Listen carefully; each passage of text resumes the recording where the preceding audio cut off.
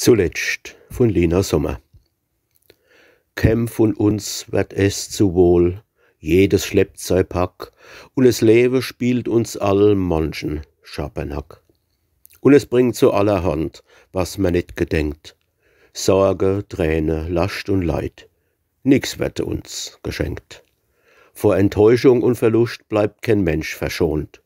Und so selten wird der Fleiß und die Treu belohnt. Dass man's nicht lenken kann, wie man so gern will, dass uns all die Grenze gesetzt, is a bittere Pill. Glücklich der, wo dann zuletzt, wann's ans Sterben geht, wann er vor der großen Räs, vorm Abschied steht, er still die Ache schließt zu der großen Ruh, reisefertig, abgeklärt, nuckt dem Leben zu. Schön war's doch.